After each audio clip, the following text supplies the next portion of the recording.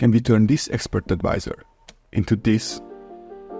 In this video, we are going to create a simple moving average crossover EA with Martingale functionality. First, we are going to discuss the include file and the functions used for the EA, and then we will create the actual EAs. Let's get started. First, let's have a look at the include file. We need to include the trade.mqh file in order to be able to use the trade class. Our first function is the check volume value function. It checks whether the input is a valid volume. First, we need to compare our volume with the minimal allowed volume and the maximal allowed volume of the broker for the given symbol. After that, we check whether the volume has a valid step increment, because brokers do not allow partial lot sizes. Lastly, we will calculate the needed margin with the order calc margin function, and we will check whether our current free margin is enough to cover the trade. The next functions are round functions, which will be used to round the volumes we use to valid volumes whenever we want to enter a trade. The first function is a basic round function. Then there is a round down function, which will round down the given value to the specified decimal point. And lastly, the most important one, which we will use when we write the EA, is the round to lots function, rounding the given input to a valid lot size. We will check what the minimal allowed volume for the symbol is, and based on that, we will round the value to the corresponding decimal. If the return value would be less than the allowed volume, we will simply return the minimal volume. We only want to check entry signals whenever there is a new candle, so we will need an isNewCandle boolean function. The static variable called number of bars will store the last amount of bars on the chart. Whenever a new bar appears and the total number of the bars is not equal to our variable, we will change our variable and return true. Otherwise, we will return false. We only want to do anything whenever the market is open, because otherwise we would not be able to enter any trades, so a market open boolean function is needed too. First, we will get the server time, and after that we will get the time component of the current day. We will then loop through sessions, because some brokers have more than one session, and we will check whether our time is between the session's opening and closing time. And if this is the case, we will return true. Otherwise, we will return false. The last function is only needed for the Martingale functionality. With this function, we will be able to get the profit of the last trade. First, we specify a last date static variable. We will use this to save the date of the last deal. Then we select a history cache from the last deal's time to the current time. If there are no trades, we will return 0. Otherwise, we will select the latest deal. We will check whether the time of this deal is bigger than our saved last deal's time, and if this is the case, we set our last time to be equal to this value. Then we simply return the profit using the history deal get double function with the deal profit property. Now that we are finished with the functions we will use for the EA, we can start to program our two expert advisors. Let's create our moving average cross expert advisor. First, we need to include the important functions.mqh file. Now let's add the input values, the moving average period, the lot size we would like to use, and the take profit and the stop loss points. We then create a cTrade member, which we will use to enter trades. We do not want to do anything in the init function or in the dinit function. We will do the magic in the onTick function. This is the function that will be called on each tick. In MQL5, we need to use handles of indicators to get any information, so we create a static moving average handle, which will be equal to the IMA moving average function with the given inputs. The period will be the input period. Here I made an error. The shift is 0, and the mode is a simple moving average, and the applied price is the close price. We then need a moving average array to copy the moving average values. Previous value and the current value need to be copied. If the market is not open, we can simply call return because we do not want to do anything.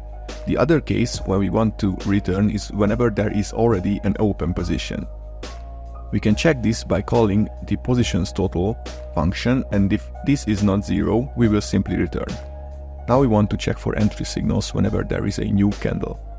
We call the copy buffer function to copy the moving average values to the moving average array.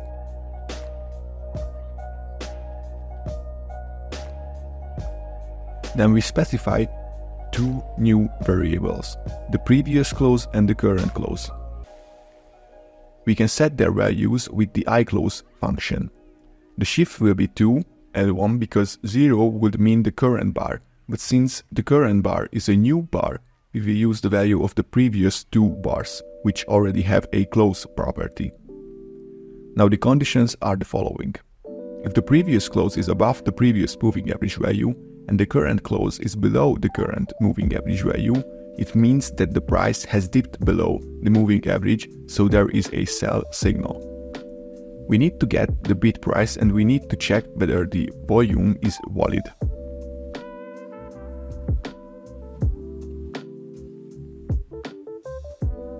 After this, we need to call the trade.sell function with the volume,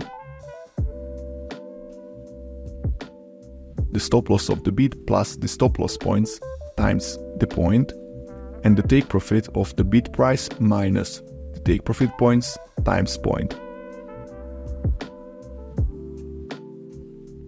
The entry criteria for the buy trade are the opposite. The previous close was below the previous moving average value and the current price is above. After we check the volume, we enter the buy trade. Now let's test the EA. You can test the expert advisors in the strategy tester. We can see now that this simple strategy is very bad. The equity curve drops constantly with some upward movements from time to time. Even after optimizing it, we can see that not too many combinations of the parameters were winning, and more than 95% of the time the strategy made a loss, and we are only looking at the current year. If we took a bigger time frame, 100% of these strategies would fail. Now let's see whether we can make it work with some martingale. I like to not only increase the volume, but the take profit and the stop loss as well, because this way the volume increment is not too big. We can use basically the same code as before. We will just add some new input parameters and a new logic to the volumes and the take profits. The lot size will be a starting lot, and there will be a max lot input parameter which will specify the maximum allowed volume to enter a trade. If this volume is reached, the EA will not increase the volume and the take profit further. The next input is the lot multiplier. This is the amount with which the EA will multiply the volume after a loss. And last but not least, the take profit multiplier. The take profit and the stop loss will be multiplied by this value after a loss. The logic we need to change in the onTick function is the following. Whenever there is an entry signal and the last trade was a loss, we need to increase the volume, the take profit and the stop loss. To save the current values, we create some more static variables.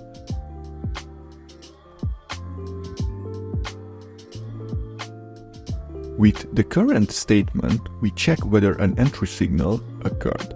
Using the history last profit function, we can get the last deal's profit, and if the trade was a loss, so the profit was below 0 and the volume still did not reach the limit, the volume, the take profit and the stop loss needs to be multiplied by the input parameters.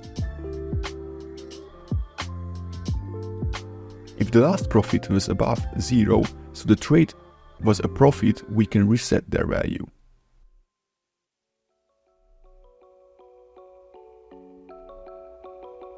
We now need to change the variables in the other functions we used.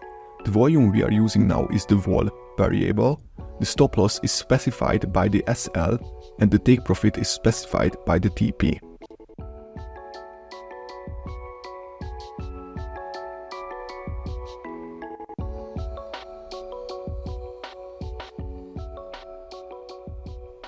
Now let's run the test.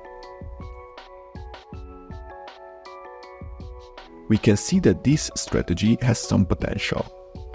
After running a complete optimization, we get some decent results.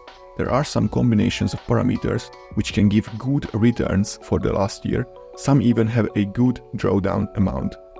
There are much more profitable results now compared to the EA without Martingale. Let's choose one with good drawdown and good returns and run a backtest. With these parameters, the strategy seems like a reasonable strategy. Now, I still wouldn't recommend using this EA. The goal of these EAs is to show you how bad of an indicator the moving average is and how useful Martingale can be. The key takeaway of this video is that money management is far more important than entry signals. Now that's it for today's video. Thank you for watching and hope you have enjoyed. If you would like to see more videos like this, make sure to like and subscribe. And if you have any questions or suggestions for an upcoming video, do not hesitate to write them in the comments below. See you in the next one. Peace.